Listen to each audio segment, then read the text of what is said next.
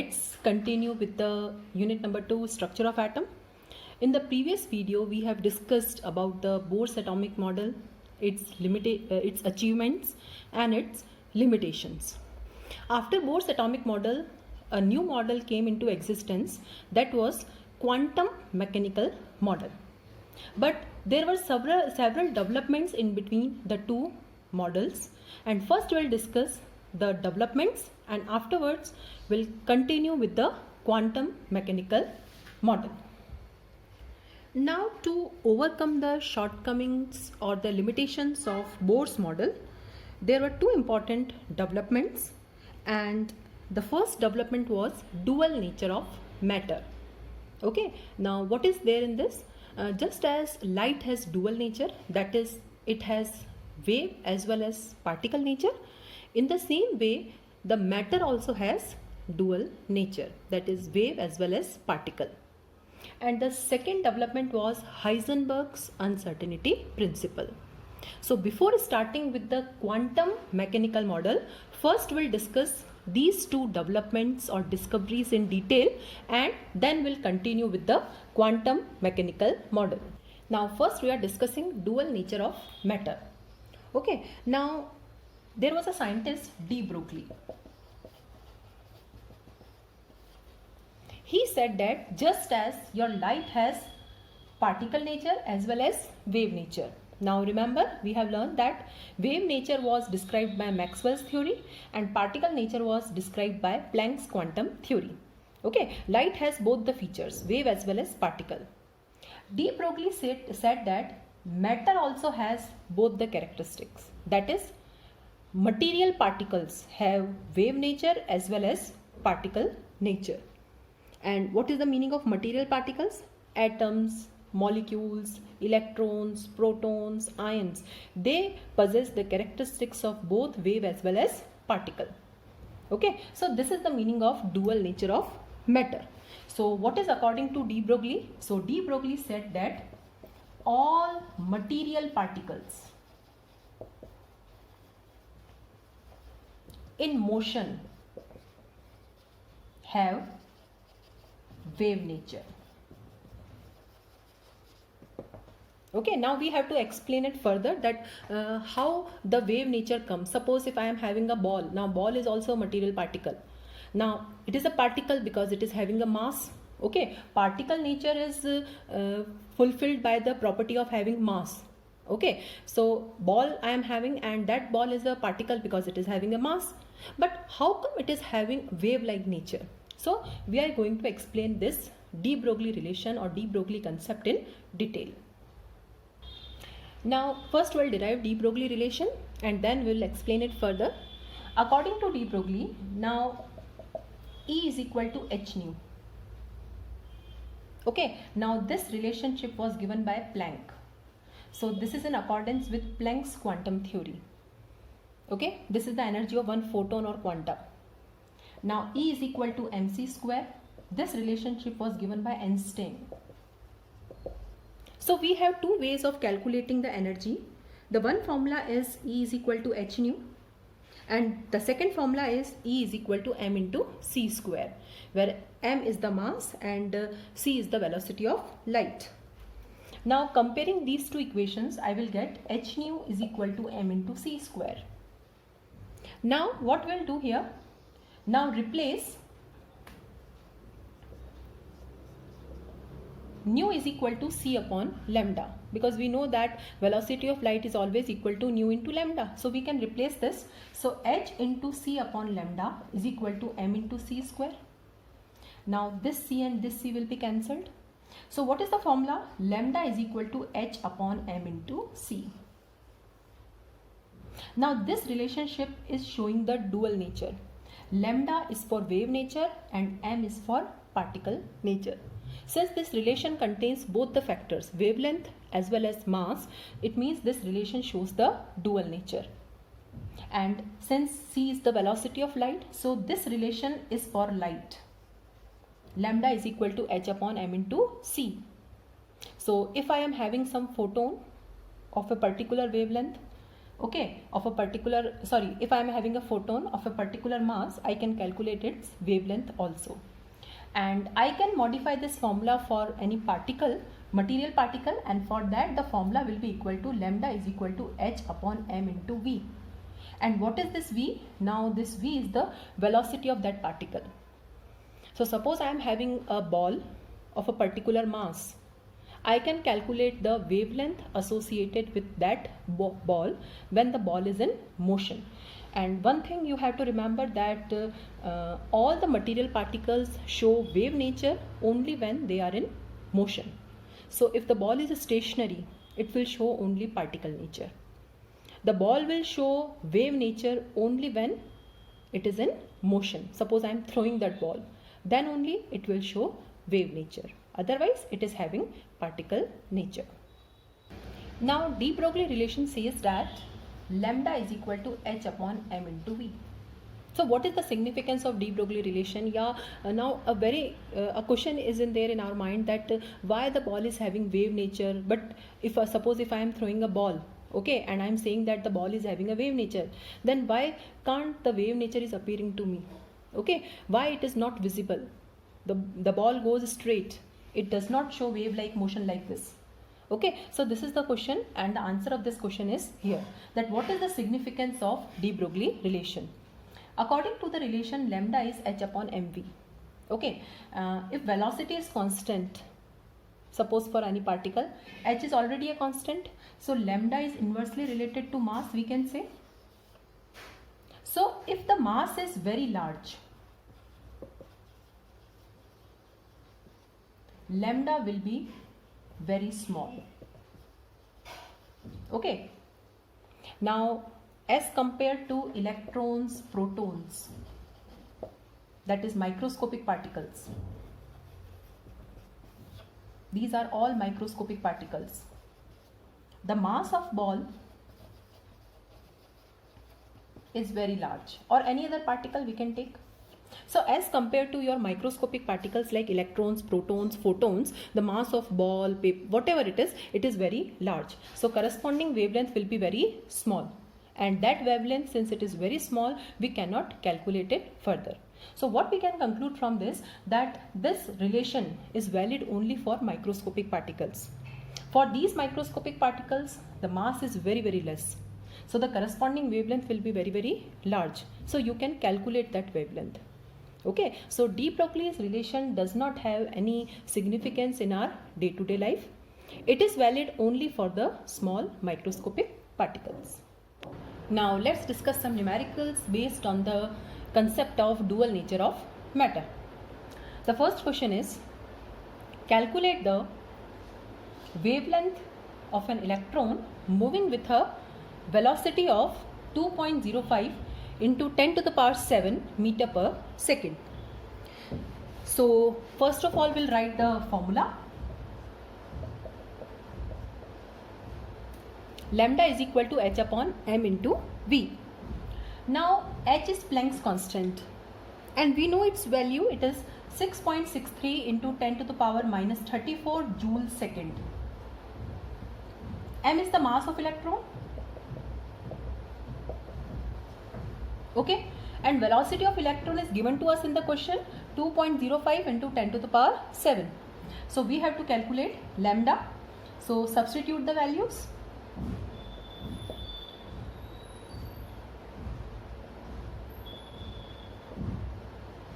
All should be in SI units only. Now if we solve this thing, the answer will be 2.43 into 10 to the power minus 10 meter. Okay, so this is the answer of wavelength of electron, and this wavelength is comparable with the wavelength of X-ray.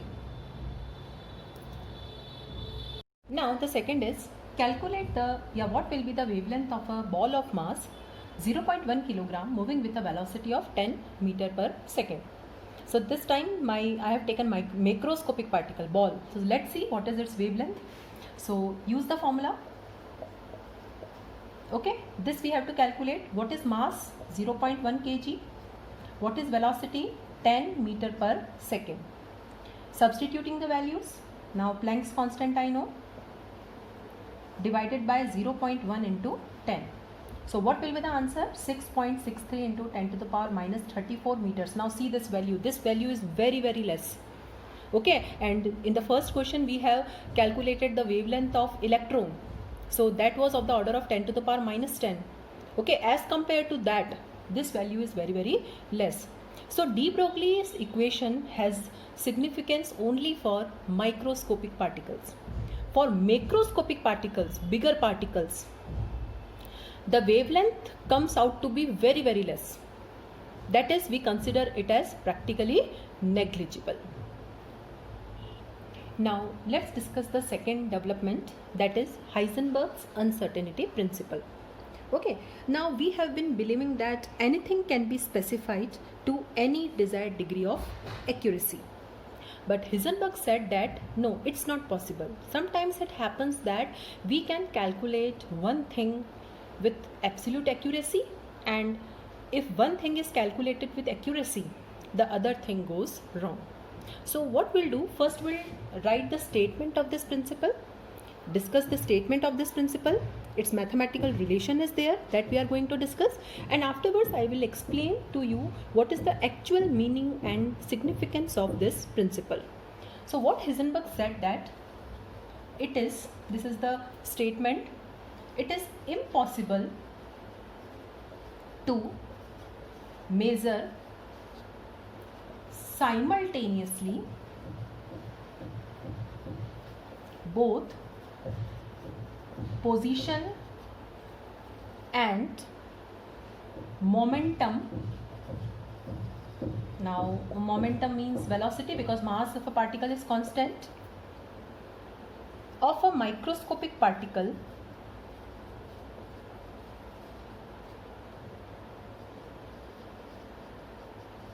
with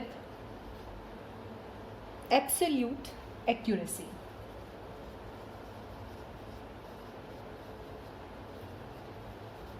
Okay, now what is the statement? It is impossible to measure simultaneously. Simultaneously means together, both position and momentum or velocity of a microscopic particle with absolute accuracy. Means the statement is saying that suppose the microscopic particle is electron. If you calculate the position of electron correctly, its momentum or velocity will go wrong. And somehow if you calculate its velocity correctly, then its position will go wrong. Means both of them cannot be calculated accurately and simultaneously. Now how this will happen? Why the statement is saying this thing? Okay, what is the meaning of this statement? So we are discussing this in detail now. But before that, we'll discuss the mathematical relation. The mathematical relation was this.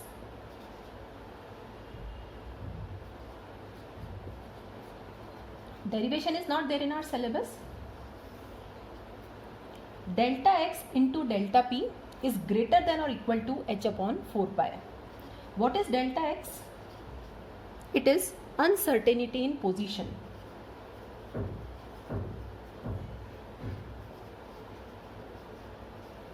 What is delta v? It is uncertainty in velocity. Okay, h you know, it is Planck's constant, 4, pi, these are constant numbers. So the multiplied product of these two can be greater or can be equal to h upon 4 pi, but it cannot be less than h upon 4 pi. And suppose if you are solving numerical, then we'll take equal to value. This is the mathematical relation. Now one more thing is there. Now the relation is delta x into delta p is greater than or equal to h upon 4 pi. Now what is p? It is momentum. Momentum is equal to mass into velocity. So delta x into, now I will replace this delta p, m into delta v. Okay, because mass of particle is always constant. The change is only in the velocity. So I can write delta x into m delta v is greater than or equal to h upon 4 pi. Okay, so this is the relation. Now this is a constant number. H upon 4 pi is a constant figure. So I can say that if it is a constant figure and if I put the equal to sign, then I can say delta x into delta p is equal to constant. This I can say, because h upon 4 pi will come out to be a constant value. So delta x into delta p is equal to constant, or delta x is inversely related to delta p. Then what is the meaning of this? What is delta x? Uncertainty in position. What is delta p? Uncertainty in momentum or velocity. So if delta x is less, delta x is less means uncertainty in position is less. Uncertainty in position is less means certainty is more. Then means delta x is calculated with accuracy. Then what will happen? If delta x is less, delta p will be more. And what is the meaning of delta p more? Delta p is more means its uncertainty is more. Okay, so what is the meaning of this? That if one thing is less, other thing will be more. So if uncertainty in position is less, uncertainty in momentum will be more.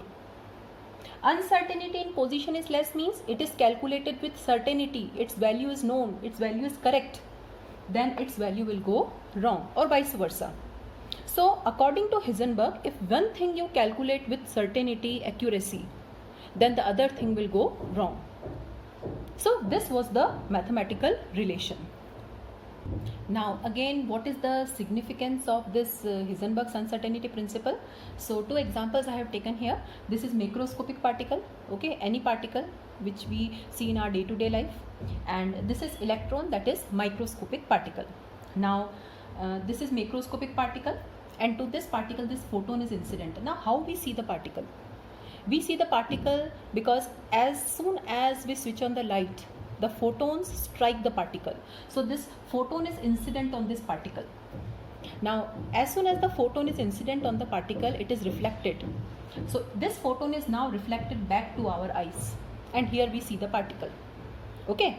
Now if the particle is very, very large, that is the particles in our day-to-day life, as compared to photon, what will happen? The photon will be incident on the particle, and this photon will be reflected back. The photon is reflecting back. Nothing is happening to the particle, no effect on particle. The particle will remain at its place. Suppose I am throwing a ball, okay, or a car is moving. How I can see the car? On the car, the photons will be striking, and the photons will be reflected back to my eyes. Nothing will happen to car. It will keep on moving with the same velocity, okay, and its position will also not change because of this photon. Okay, photon will cause no effect on that ball or car. But suppose I am having this microscopic particle, that is electron. Now this electron is revolving around the nucleus, okay, circular path is there. Now this is incident photon. Now as compared to photon, the mass of electron is very, very less. This electron is very small as compared to photon. Now a bigger particle is striking a smaller particle. What will happen? What do you think? Which will be displaced, photon or electron? So when a bigger particle is striking a smaller particle, definitely there will be change in the smaller particle. So this electron will be displaced. This is the expected path of the electron. Electron should revolve around the nucleus in the circular path. But what will happen? The path of the electron is displaced now. This is new path. And as photon strikes the electron, what will happen? There will be change in its momentum also. Its momentum or velocity will be changed. So because of this incident photon, you can see there are so many changes on the position and the velocity of electron. Okay, you have as soon as the photon strikes the electron, if you keep microscope here, you can see the position. Now the position of electron is clear. With the help of this microscope, we have seen the electron. Okay, but afterwards what will happen? The position of electron is also changed, the path is displaced, and the momentum is also changed. So what you conclude from this? That Heisenberg's uncertainty principle is applicable only for microscopic particles. For macroscopic particles, position and velocity can be calculated together. We can calculate them together. Okay, position as well as velocity of a macroscopic particle or the particles in our day-to-day life, we can calculate them together and with absolute accuracy. But with microscopic particles like electrons, both cannot be calculated simultaneously. For example, here in this case, if we calculate position, now position we have seen, but its velocity is changed. Or anyhow, if you calculate the velocity, your position will go wrong. Is this clear? So both position and velocity cannot be calculated simultaneously for which type of particles? Microscopic particles.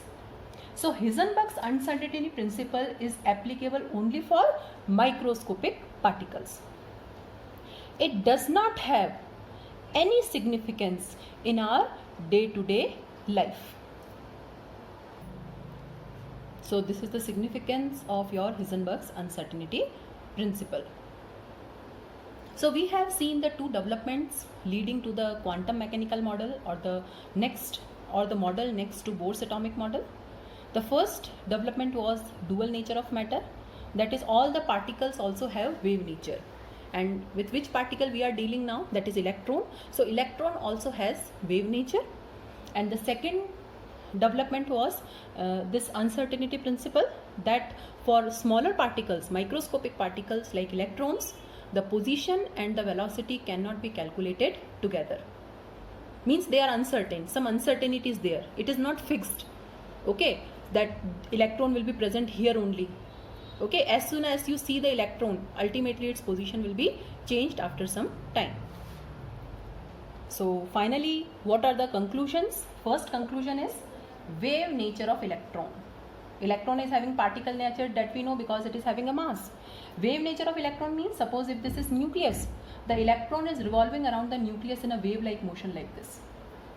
Okay, this is the wave nature of electron.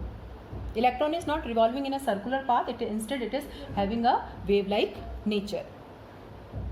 The second is uncertainty. Okay, now what is the meaning of uncertainty? Bohr said that electron revolve in fixed circular path. This was the Bohr's model. Electron revolve in fixed circular path. Now this is wrong. We cannot say about electron that at this place the electron will be found, because for seeing the electron we need photons, and as soon as the photon strikes the electron, its position is changed. It means we cannot say that the position of electron in the atom is fixed. Again and again the position of electron in the atom is changing. This is only the uncertainty principle. So the Bohr's concept of fixed circular path or orbits or stationary states is now ruled out. Okay, so these were the two major conclusions. Okay, and on the basis of this dual nature of matter and uncertainty principle, the next model was developed. So in the next video, we'll discuss the next model, that is quantum mechanical model. Thank you.